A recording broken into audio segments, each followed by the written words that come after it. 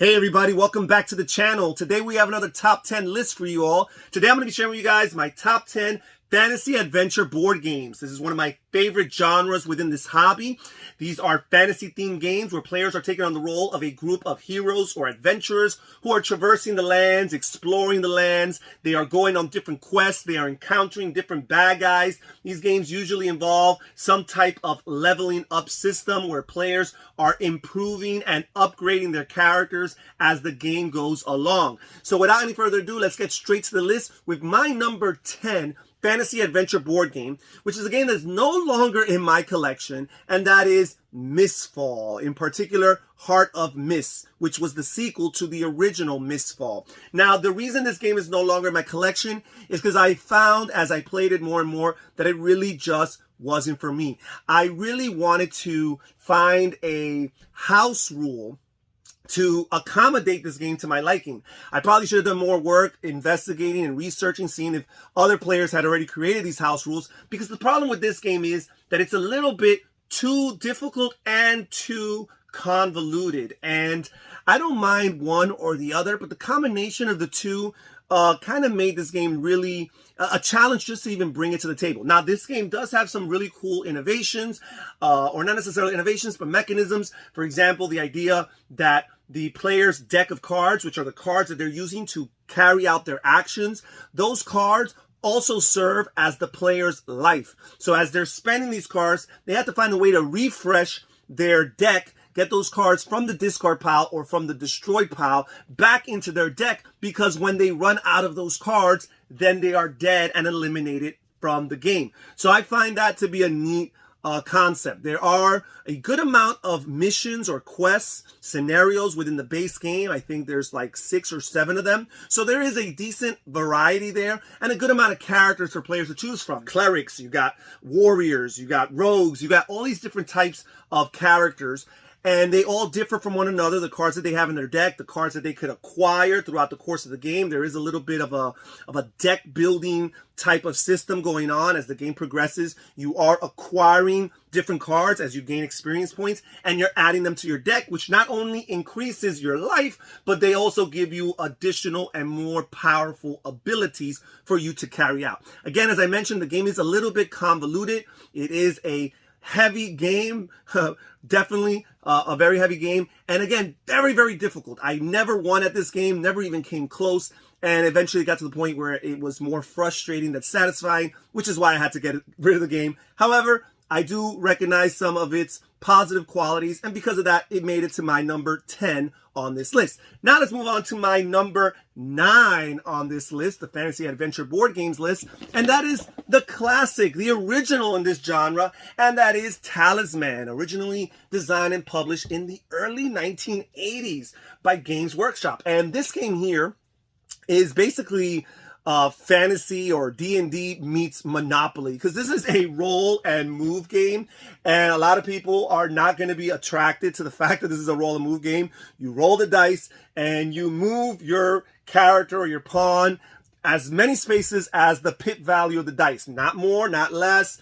exactly that amount, and then you move to a particular space, and then you do exactly what that space tells you to do, just like Monopoly. So there is that caveat. However, there are a few options in this game. First of all, when you roll the dice, you get to choose which direction around the board you go. So you could choose to go counterclockwise or clockwise. You have that option.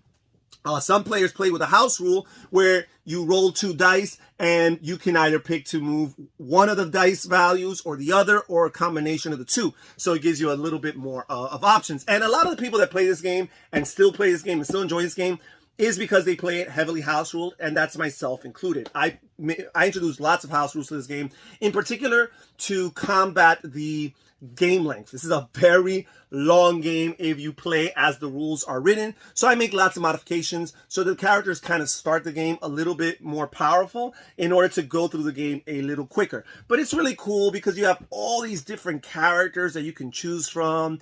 You can be an archer, you could be an elf, a dwarf, a fighter, you can be a monk, you could be a priest, you could be a druid. So many different types of characters in this game who have different abilities, and there is a wide range of characters and different abilities that they each can execute that gives this game a certain level of variability.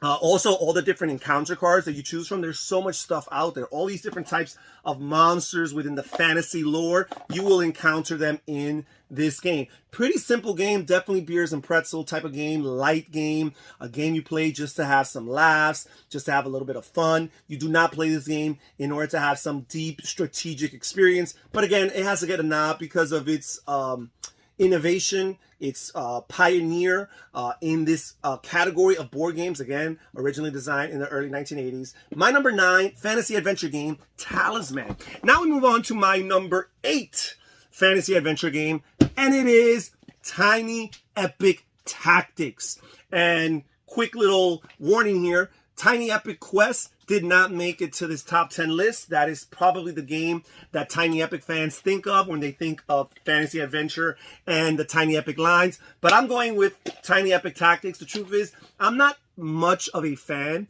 of Tiny Epic Quest. I think the game is okay, but I prefer Tiny Epic Tactics. And Tiny Epic Tactics, when you play it 2 or more players, it is not really an adventure game. It's really a glorified area control game with some combat and fantastical characters involved. However, when you play the solo mode, then all of a sudden it feels like an adventure. You are exploring different caves and different dungeons and trying to find and collect all the different crystals that are spread out throughout the land. And as you acquire one by one, these crystals grant you additional abilities and bonuses and benefits. And then eventually you capture the final crystal and you have won the game. So that is the way that this game shines. I think that the solo way of playing is even better than the multiplayer way. And one of the cool things about this game, the gimmick behind this game, is the 3-dimensional element to this game. You actually take out all these little boxes that are found within the box.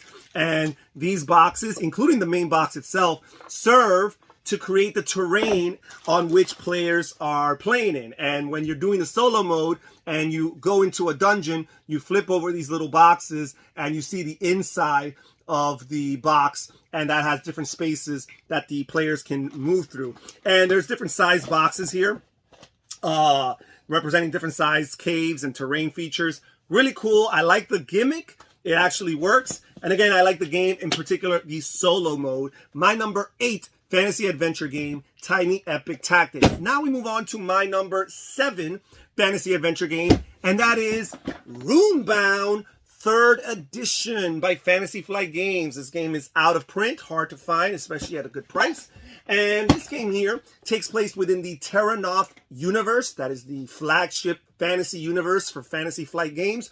And basically, players are taking on the role of different heroes. This is a competitive game, although there is a expansion, Unbreakable Bonds, I believe is the name of it, which makes the game cooperative, which turns the game from a fully competitive game to a fully cooperative game. But basically, in the base game, players are going on different adventures and quests. They can fight each other, although there's not a lot of PvP. There's not a lot of player versus player combat, because the map is big enough for players to be able to avoid each other. However, there will be the occasional player versus player interaction or encounter. But for the most part, you're encountering other monsters and bad guys. You're fighting them. You're defeating them. You're trying to accrue gold coins, which are going to go to the different towns that are spread out throughout the map, and go to their shops in order to buy different items and assets that strengthen your character, because eventually you want to face the big bad and you want to be able to be strong enough to defeat them.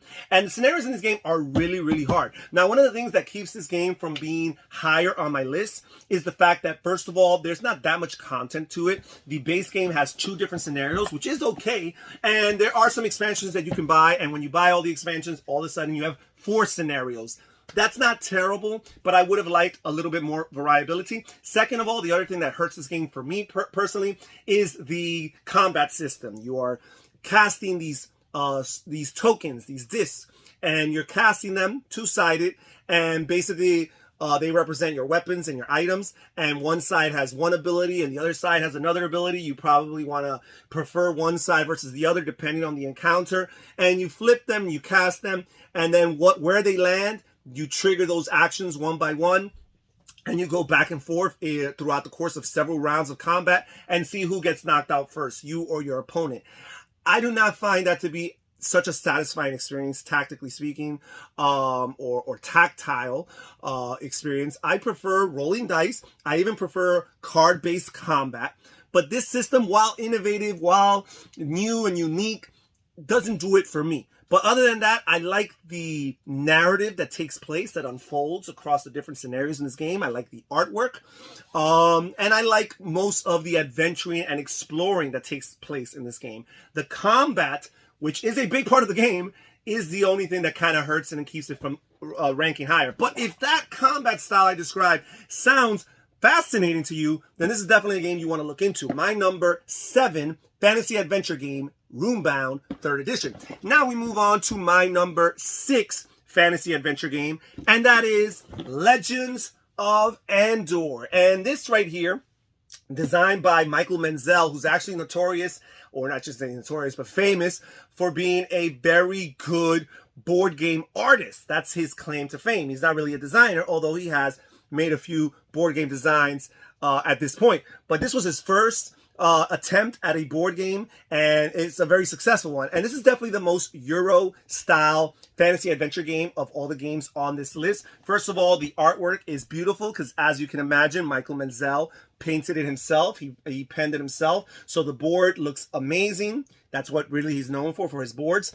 And there is a interesting narrative taking place in this game. You go through different scenarios. The base game comes with 5 different scenarios, and each of them kind of build up on one another. The also really cool thing about this game is that the first couple scenarios kind of introduce the rules to you gradually. So when you play the first scenario, the rules seem really, really light. By the time you're playing scenario 3, scenario 4, you kind of realize this game is a little heavy. There's a lot to keep up with. But if you were just thrown into the fire straight up, that could be a little bit intimidating. But again, they kind of put the training wheels on you and gradually rev up the difficulty or the complexity of the game. But this is really cool. You do have to, it's a very much of a puzzle, because as the players are moving through the different spaces and fighting and encountering the different bad guys, that advances the narrator track. There's a narrator track that eventually rises up to the final space, and that's the end of that scenario.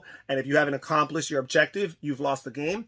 So players have to kind of mathematically puzzle out how much actions they could take throughout the course of their round, how many movements they can do, how many bad guys they want to defeat. Because if you defeat too many bad guys, then you're raising up that narrator track every time you defeat those bad guys. And if you raise that narrator track too far, too quick before you've accomplished your objectives, then you're going to lose the game. So that's something you have to map out as you're making your decisions. Sometimes you're going to have to leave monsters be. You're going to have to allow them to live another day, because by granting them that mercy, you're actually granting yourself mercy. And it's really cool. The base game comes with 4 different characters. They feel pretty different. They have a different amount of dice they can roll, and they have a different special ability that distinguishes them from one another. Definitely a very co-op game. You really have to work as a team and together puzzle out what you want to do. My number 6 fantasy adventure board game, Legends of Andor. My number 5 fantasy adventure board game is Heroes of Terrinoth. And this is another Fantasy Flight production, another game that takes place within the Heroes or the Terrinoth universe. However, this is kind of a reskin, a reimplementation of the original Warhammer Quest board game by Adam and Brady Sadler. They lost the rights to that theme and they republished it with the Terrinoth theme. However, this game has died. There are no plans, future plans for this game, no expansions for it. So all you have is what comes in the base game here. But the base game is pretty generous. I believe there's 7 or 8 different scenarios. There's like 12 different heroes or characters that players can choose from.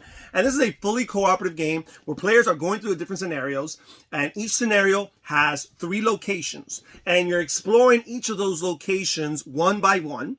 And each of those locations has a certain amount of bad guys that you are encountering. And they have a particular type of bad guy. Perhaps one location has goblins, another location might have spiders, and depending on where you're going, that will determine which type of bad guys you're fighting. And all these bad guys, there's minion versions of these bad guys, there's master versions of these bad guys, so they range in difficulty. Some are easier to combat than others.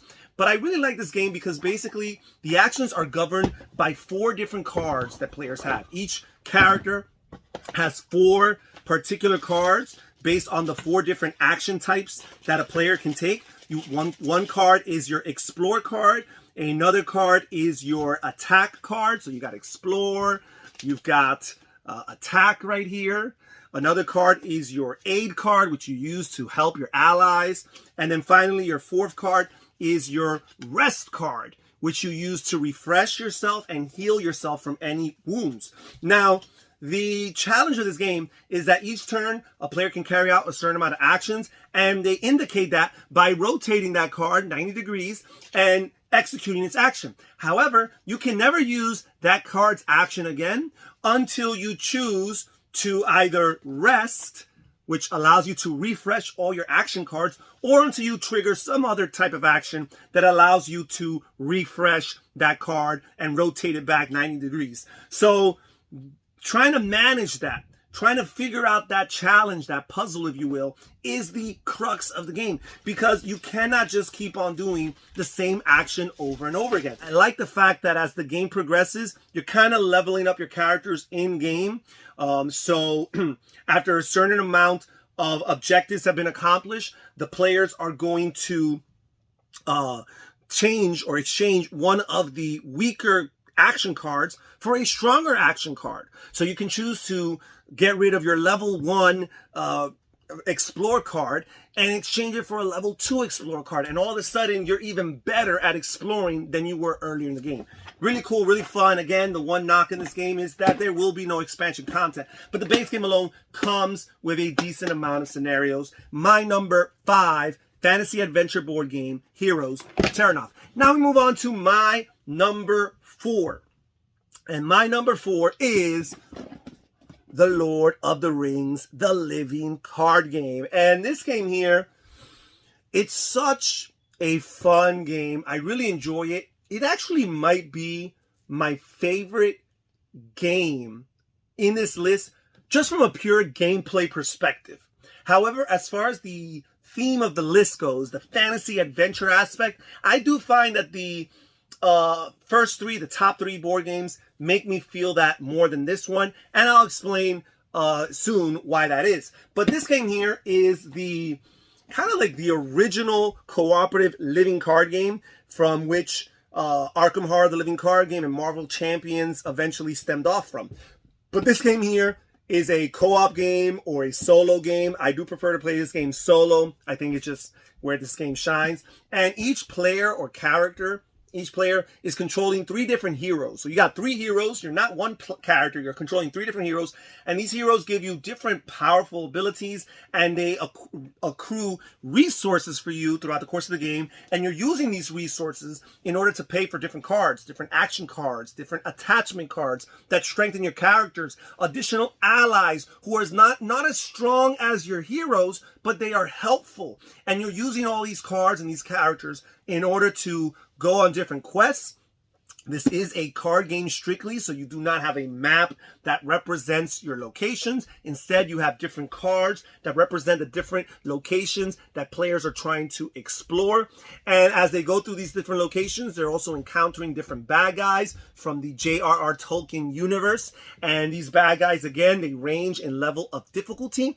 And players are trying to fight them and defeat these bad guys before they defeat them. Because when the bad guys deal damage, all of a sudden, you got to choose who's going to defend against the bad guy. You're going to choose for it to be one of your heroes. Well, if you lose a hero in the game, guess what? You are becoming significantly weakened, and you decrease drastically your chances of winning the game. So sometimes you just want to throw your weaker allies at these enemies in order to fend them off and allow the heroes to come in and do the cleanup work of actually defeating these villains.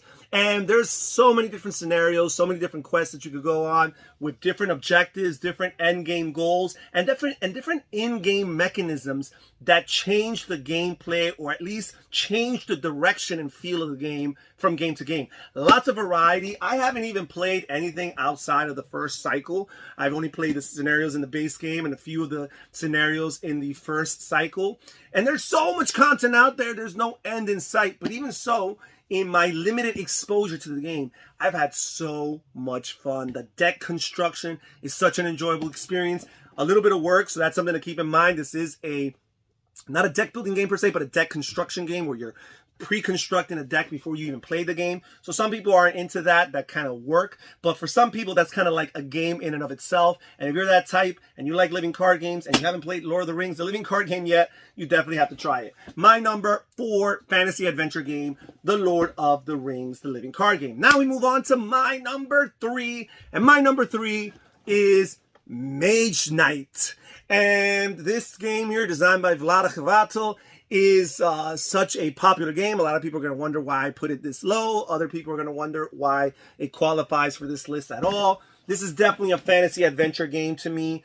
Lots of the fun is the deck building that takes place and the hand management in particular. You're using these different cards, and these cards are your actions. Very similar to lots of the other games I mentioned on this list. I really enjoy when you use cards to determine your actions. So there is no dice rolling in this game. You simply use the strength of your cards in order to do whatever it is, whether it's movement, whether it's going to combat or fight the different bad guys and monsters that you find throughout this game. And it's really cool because there's a couple of scenarios that the base game comes with, a good amount.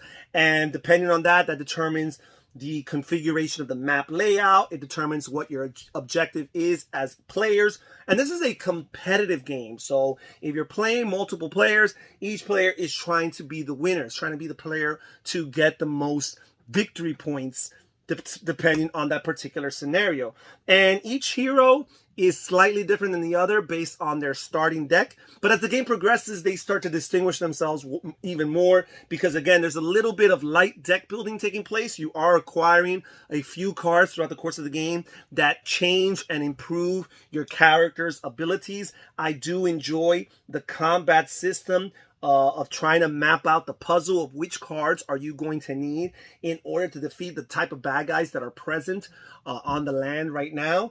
And there's some really cool and tough decisions that you have to make in this game depending on whether it's nighttime or daytime. So every other round alternates between a night phase and a day phase. And there are certain movements that become difficult at night versus day. There are certain actions that become stronger in nighttime versus daytime. So lots of really cool things to factor in, a good amount of variety in this base game, and there are a decent amount of expansions. My number 3 fantasy adventure game, Mage Knight, the board game. Now we move on to my number 2 fantasy adventure game, and that is Prophecy, also designed by Vlaada Chvátil of Mage Knight fame.